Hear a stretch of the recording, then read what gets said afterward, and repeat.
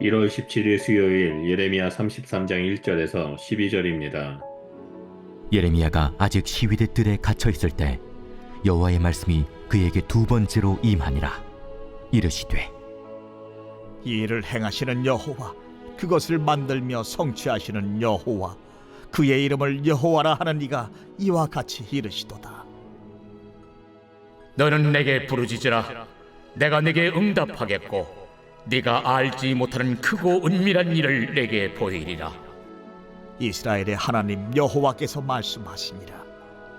무리가 이 성읍의 가옥과 유다 왕궁을 헐어서 갈대아인의 참호와 칼을 대항하여 싸우려 하였으나 내가 나의 노여움과 분함으로 그들을 죽이고 그들의 시체로 이 성을 채우게 하였나니 이는 그들의 모든 악행으로 말미암아 나의 얼굴을 가리어 이 성을 돌아보지 아니하였습니다.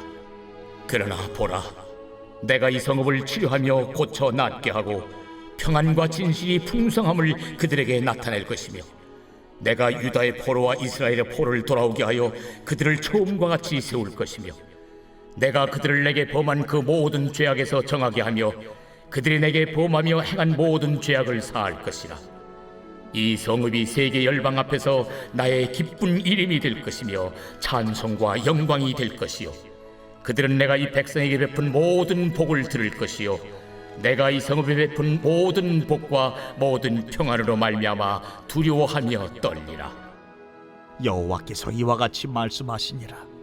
너희가 가리켜 말하기를 황폐하여 사람도 없고 짐승도 없다 하던 여기 곧 황폐하여 사람도 없고 주민도 없고 짐승도 없던 유다 성읍들과 예루살렘 거리에서 즐거워하는 소리, 기뻐하는 소리, 신랑의 소리, 신부의 소리와 및 만군의 여호와께 감사하라.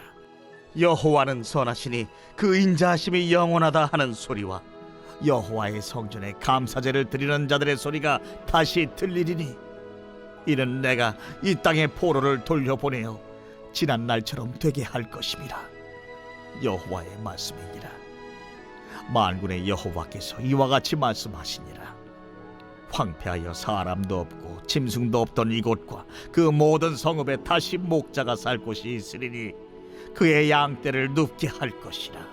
1절에 예레미야가 아직 시위대들에 갇혀 있을 때라는 표현은 32장 2절에 예레미야는 유다 왕의 궁중에 있는 시위대들에 갇혔으니와 연결됩니다.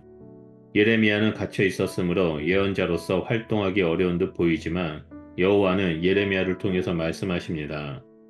33장에는 유다와 예루살렘에 대한 구원이 반복해서 나옵니다.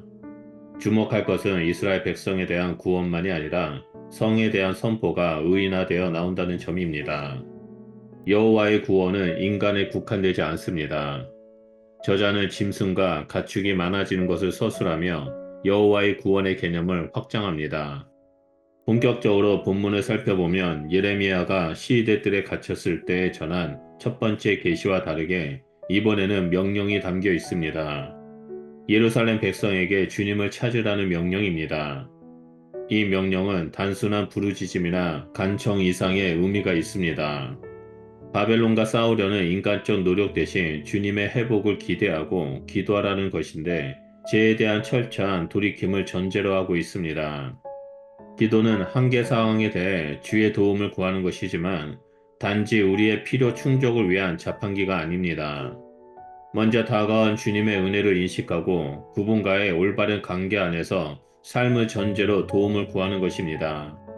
여호와 하나님은 자신을 전능한 창조주이자 관계를 소중히 여기는 존재라고 소개합니다. 자신이 사람을 향한 계획을 위해 세상을 창조했고 그 계획을 이뤄가고 있기에 백성의 기도에 충분히 응답할 수 있다는 것입니다. 이런 말을 해야 할 정도로 남유다 백성은 하나님을 인정하지도 찾지도 않았습니다. 그들의 무관심과 죄에 대한 안타까움의 표현입니다. 비록 죄악에 대한 심판이 진행되고 있지만 새로움을 허락할 것이기에 기도하라고 하십니다. 그 안에는 포로 상태와 죄악과 예루살렘과 주변 성읍의 회복이 담겨 있고 하나님의 평화와 신실함 때문에 그렇게 될 것입니다. 당시 이스라엘은 하나님의 명령을 귀담아 듣지 않았습니다. 그들은 먼저 전쟁 승리의 증거를 보이면 믿어주겠다며 하나님과 거래를 했습니다. 하나님과의 거래는 불신앙입니다. 주님이 먼저 찾아와 말씀하시는 것은 은혜입니다. 경고이든 축복의 약속이든 궁극적 의도는 우리를 살리고자 하신 것이기 때문입니다. 기도는 죄인과 연약한 자를 향한 하나님의 선물입니다. 그렇기 때문에 기도 응답을 당연한 것으로 여기지 말고 겸손과 감사로 주의 초청에 응하는 것이 우리의 올바른 태도입니다. 기도는 사람이 하지만 모든 가정은 은혜입니다. 선한 응답에 대한 약속 때문에 우리가 기도하고 결과를 기대할 수 있는 것입니다. 우리는 기도를 통해서 하나님을 조정하려는 태도를 버려야 합니다.